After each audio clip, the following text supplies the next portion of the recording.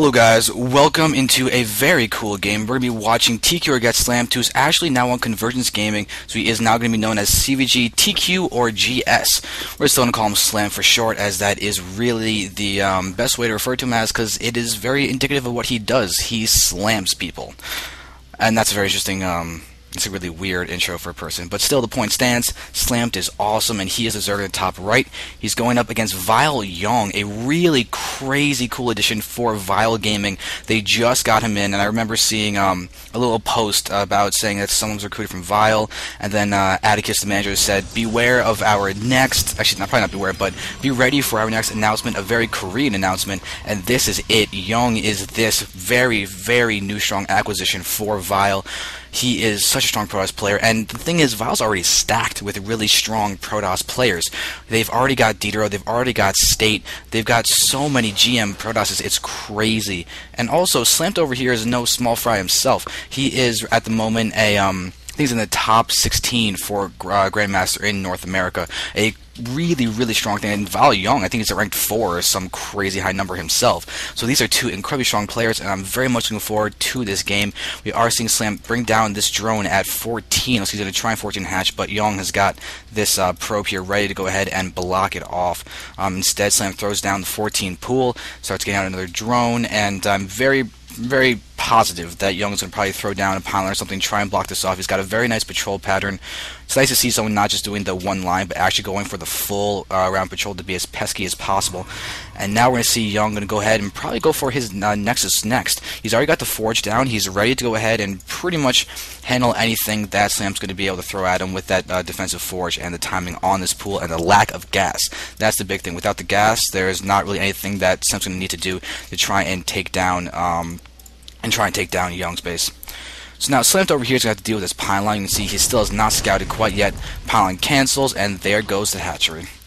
So Slam's looking pretty much normal. Still no gases though. Now that he's scouted this, oh look at that, he's doing the line to block off the Nexus. But now that he's scouted the fact that this is trying to be a Nexus first, and he actually forces the cannon before the Nexus gets thrown down, a very nice just delay tactic. So it's nice to see that he's going to be able to delay this by a good solid 200 minerals. Very nice delay on that Nexus. So the hatchery does manage to go down before the Nexus, a really important relationship to realize. And also, there's no gases. Slam could actually go for a very fast third with this. He can't go for any kind of cheese without the gas, because you need the metabolic boost, you need banelings, you need roaches, you need some kind of gas tech to go for it. And we're actually watching as these lings are just going to be pesky and look around for some of the proxy pylons. And look at this really strong scouting pattern for this ling. This is something that all Zergs have got to do just to make sure that they can be safe. So this probe that's trying to hide is actually probably going to be able to just die, or actually it might escape, unless the Zergling on the return trip will catch this guy, or possibly this ling. There we go, Slampt sees it, and there we go, that probe is not going to be able to do anything. And as you can see, Yong actually has another probe out here in the front. He's ready to really get some more scouting info, as normally you just have this one probe out in the field at this point for Protoss, but with that second probe, that can lead to some very interesting proxy pylon placements that Slampt really has got to be aware of. Otherwise, he's going to get caught completely off guard. And it could really end up being some very strong 7-gate surprise proxy pylon play from Yong. As of right now, those 7 scores are only just now going down. No pro transfer coming in here for this. And okay, Slam does pull back the Overlord. I was about to say, if he lost that Overlord, that would be very, very sad for him. But Yong actually, this actually looks like a very early assimilator. I think that with almost over 100 mined now already. This is an early assimilator, another early guy. He's going to be able to put down a Stargate or something the second the cybernetics core finishes. Whatever he pretty much desires, that tech pattern is going to be a perfectly acceptable thing for him to get.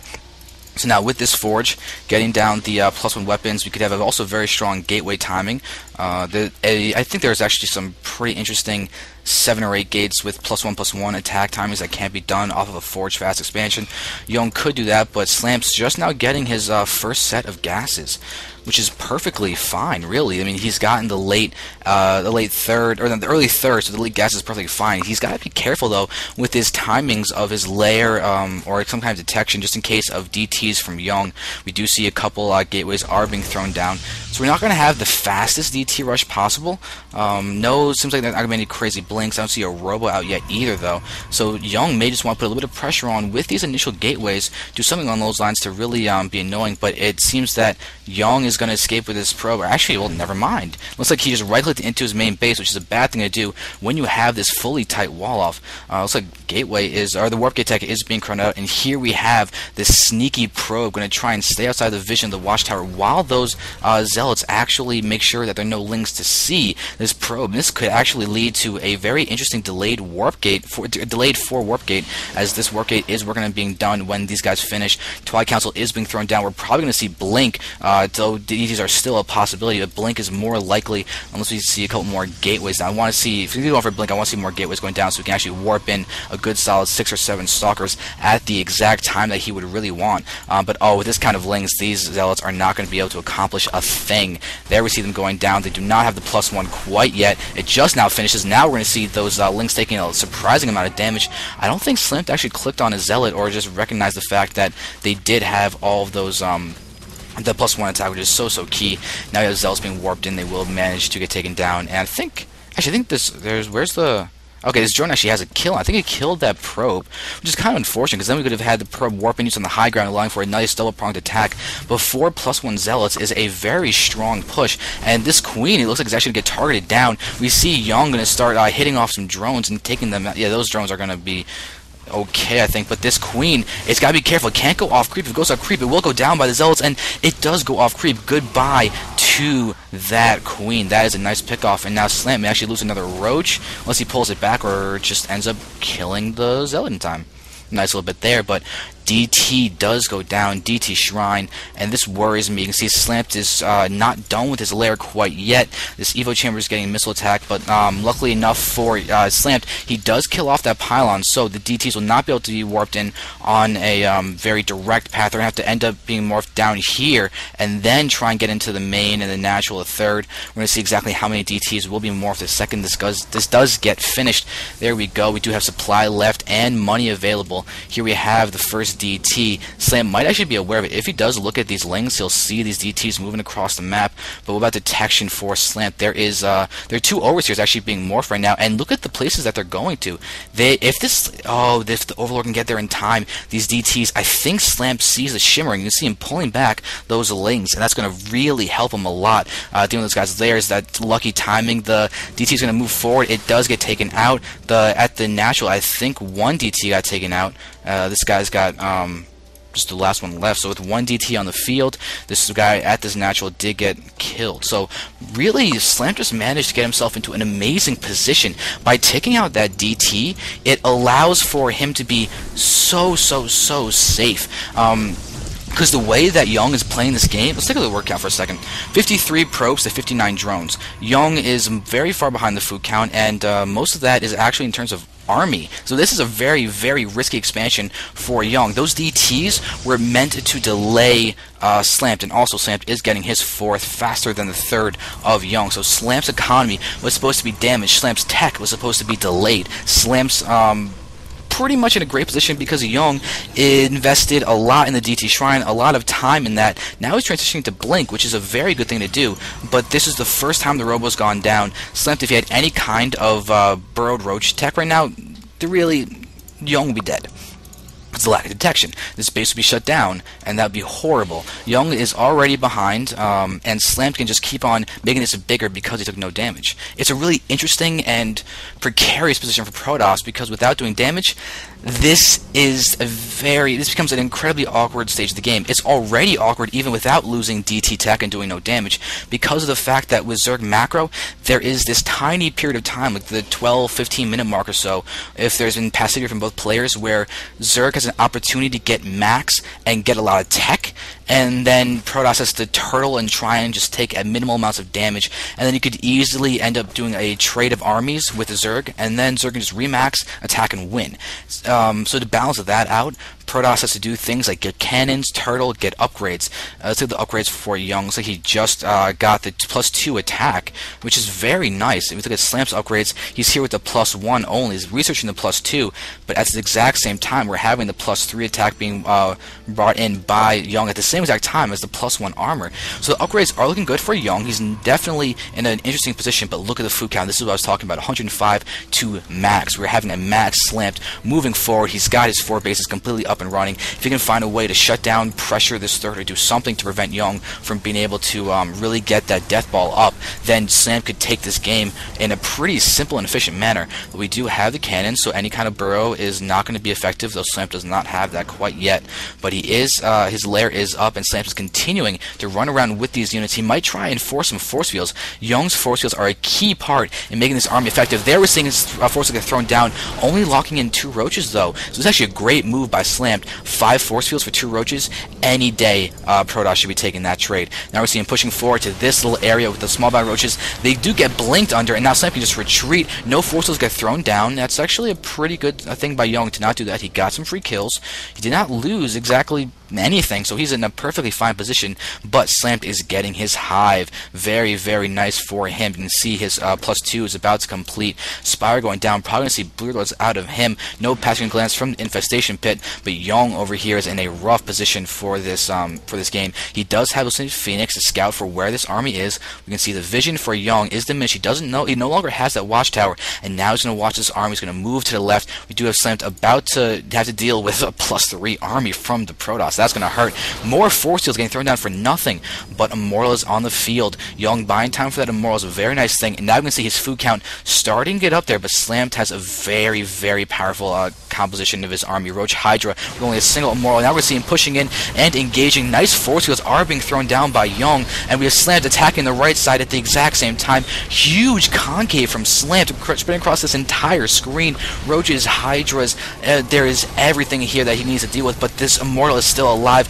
Slampt not target firing that down. It's just doing a lot of damage to kill those all those roaches, but that +2 attack, +3 is about to complete, and there we go. Slampt will get cleaned up, but this is a much better trade for Yong. We see Slampt remaxing 28 roaches in production, back to 184 food. He does lose an Overseer, and now, okay, with these Stalkers and with that Observer, Yong can easily go ahead and blink up into the main base and start sniping things like this spawning pool that has got researching that that Adrenal Glance, which is such a good upgrade. Slampt's not expanding right now. He's got a strong enough economy as it is. 81 drones, and look at that income difference, so much in favor of Slampt. And we do see as this base does get thrown down. And now Yong has control of his watchtower, serving to look for the army as well as this 5th base.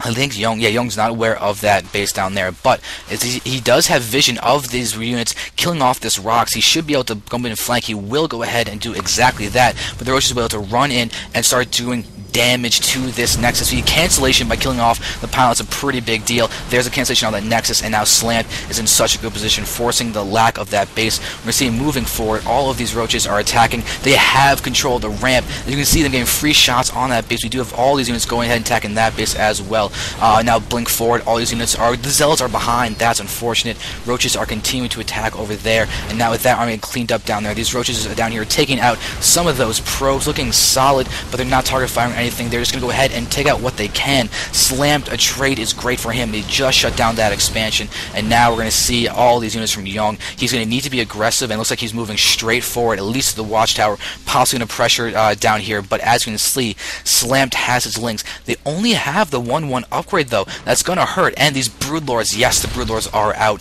and they need those upgrades. We can see Slampt's going to be in a nice job. The Lings are going to be great for dealing with the Stalkers that are the only answer to the Broodlords at this time. Now we see Yong going to move in directly as those Broodlords finish.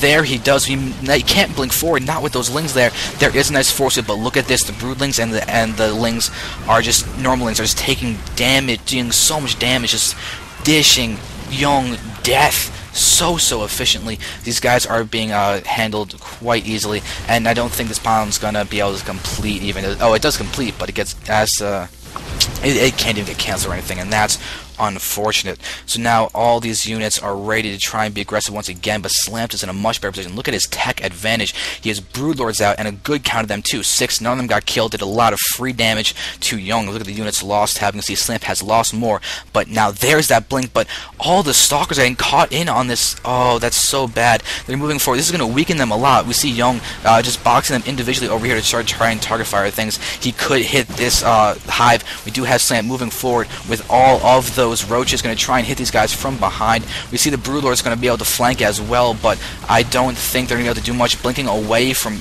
Yong. Blink. Okay, there we go. Yong does blink. He's able to take out a few of those overlords. That guy does go down. There we have the 5th base for Slampt, but 3 bases only for Yong. Slampt's doing an amazing job of just controlling Yong with the Broodlords. With the Broodlords in this. With the Broodlords in this position, Slampt can easily siege this base. And it's going to be very, very rough. Yong now is watching as these roaches are moving to the left. We have Templar out. They do not have Psystorm. It is being researched, as well as the +3 armor. Yong's upgrades are amazing, and vulnerable Broodlords get taken out very easily. But these Stalkers are in a bad position. They can't retreat left. They have to go around this corner, which is fine. They're going to scout this base, possibly forced to cancel on that as well. Slampt is just doing an immediate counterattack all the way down here, and he's going to hit with Lings and Roaches and do amazing damage. The worker count for Yong is diminishing to 57. These guys are here, and there's not much that this army can do. Yong's army is separated. Now we're having the Stalkers reinforcing in this defensive position. They're going to be able to probably take down this army, but look at the damage Slampt is doing. It is so effective. Now more probes are falling, and this is bad. Yong cannot afford to take those probe losses. This base is almost cleared out of workers, and oh my god, Slampt is doing so much damage with so few roaches just with a smart army movement. But this is a nice move. Yong to blink up on the high ground with only Lings and Roaches. The Lings will be completely ineffective against those Stalkers that normally Lings would destroy, but Yong is still separated. That's the major thing that's causing him issues, is his army is separated, and Slampt just has such a powerful economy. And just let's look at the income during the midst of this middle attack. So much in favor of Slampt with 86 drones out in the field. His economy is so powerful, but now that Slampt has vision of that watchtower, you can use Roaches to hit those Stalkers. But this Hydra over here with 5 kills, very nice job, Mr. Slayer.